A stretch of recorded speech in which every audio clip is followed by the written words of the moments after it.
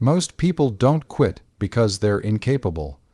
They don't quit because they don't have the intelligence, or the resources, or even the potential. They quit because they can't wait. They want the shortcut. They want the hack.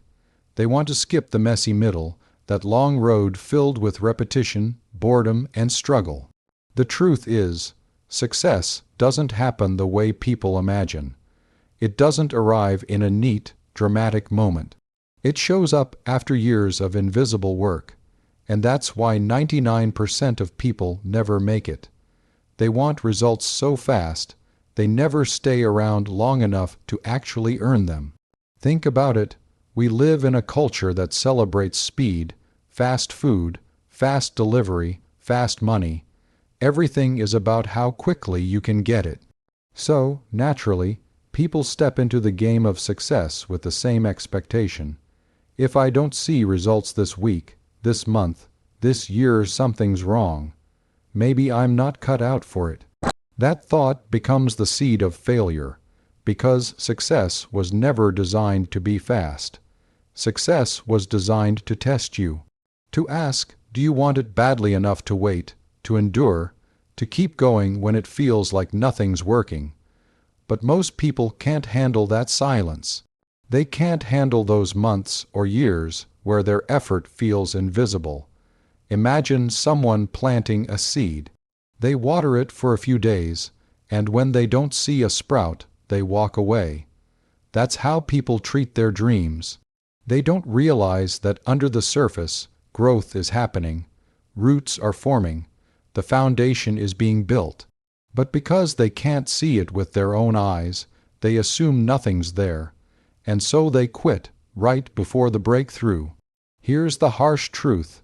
Everything meaningful takes time: building a business, building a career, building yourself. If you think you're entitled to instant success, life will humble you quickly. Look at the athletes, the entrepreneurs, the leaders we admire. None of them got there overnight. They put in thousands of unseen hours before anyone even knew their name. And that's what separates the 1% from everyone else. They had the patience to stay when it looked like nothing was happening. It's almost ironic. The very impatience that drives people to chase success is the same impatience that kills their chance at it. They want the reward so badly, they can't survive the process. But the process is the reward. The grind, the discipline, the waiting, that's what molds you into someone who can actually handle success once it arrives. Without that, even if you got what you wanted, you wouldn't be able to keep it. So the question becomes, how long are you willing to wait? How long are you willing to fight without applause, without recognition, without validation? Because that's what it's going to take. Everyone loves the idea of success, but very few love the reality of building it. And the reality is slow. It's brutal, it's repetitive, it's lonely. But if you can stand in that silence and keep showing up, then you've already beaten 99% of people. The tragedy is, most quit right before the curve turns upward. They walk away when they were just one more try, one more year, one more step away from everything they dreamed of. That's why patience isn't just a virtue. It's the gatekeeper of success. If you can't wait, you can't win. Period. So stop measuring yourself against how fast it happens. Stop comparing your timeline to someone else's highlight reel.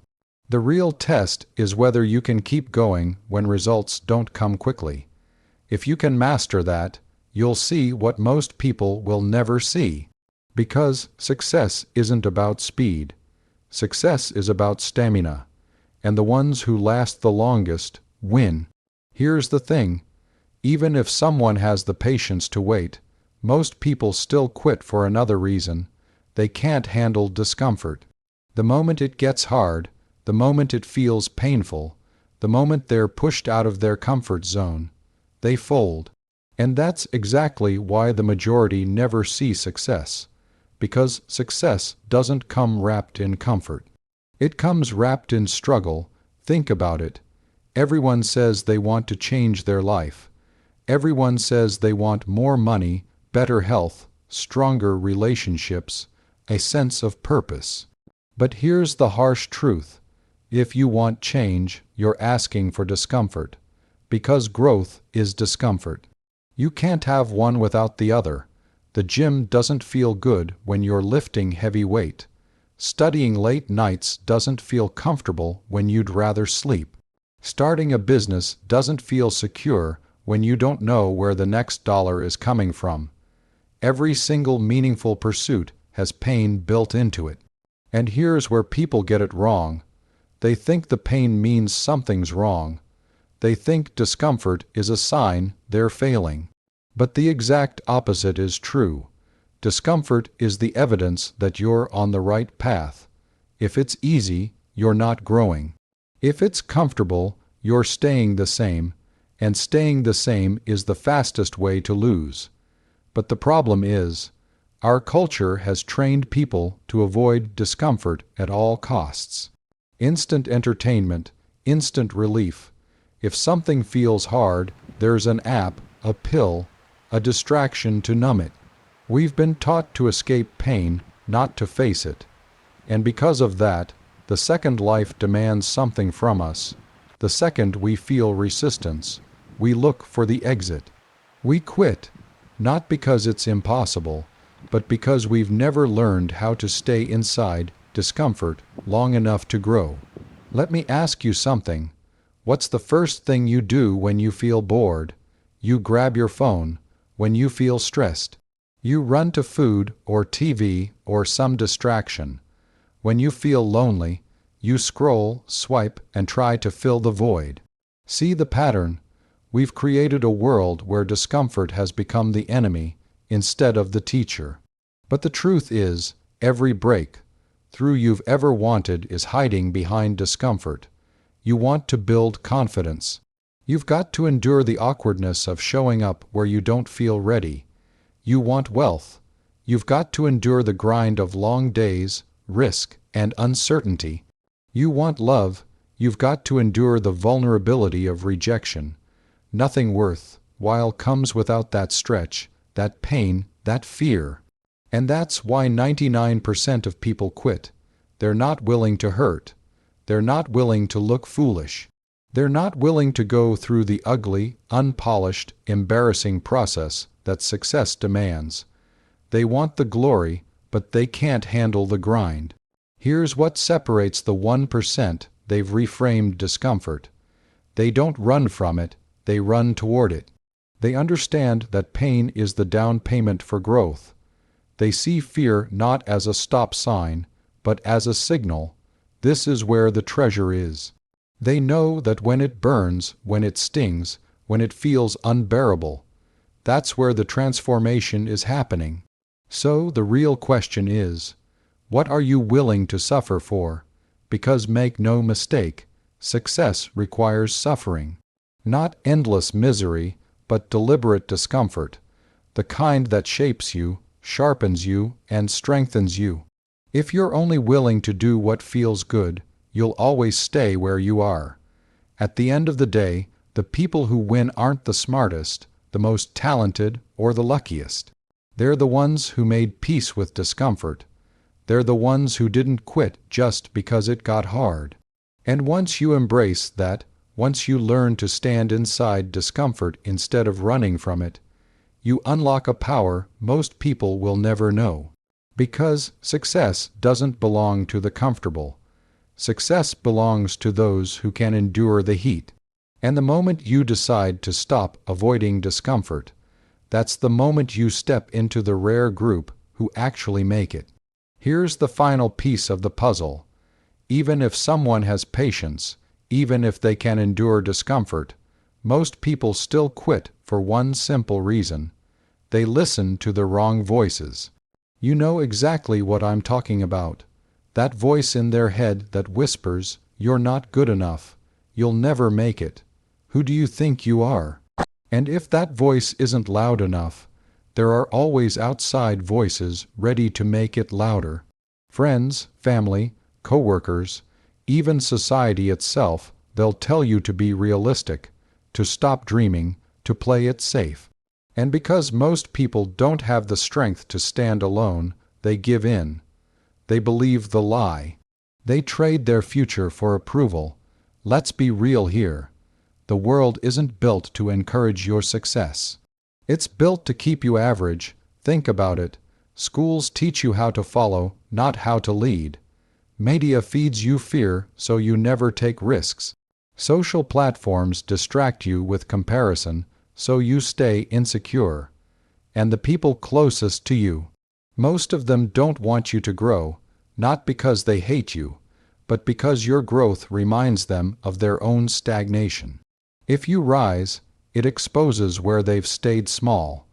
So instead of cheering, they pull you down, and this is where the majority of people break. They could handle discomfort for a while, they could wait longer than others, but when enough voices told them, "You're wasting your time," they quit. Not because they couldn't do it, but because they let someone else's voice drown out their own. But here's the truth nobody tells you. Every voice you listen to is planting a seed. If you keep listening to voices of doubt, fear, and negativity, don't be surprised when your life grows into failure. But if you surround yourself with voices of belief, of courage, of vision, your life changes. The problem is, 99% never make that choice consciously. They just absorb whatever's around them, and it poisons their potential. I'll tell you something powerful.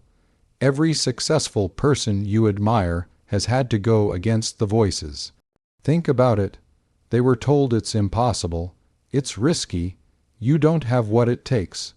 But instead of bowing down, they built a stronger inner voice that said, "Keep going anyway." That's the difference, not talent, not luck, not some secret advantage, just the courage to believe themselves over everyone else. And let me warn you, if you decide to chase success, the wrong voices won't go away. They'll actually get louder.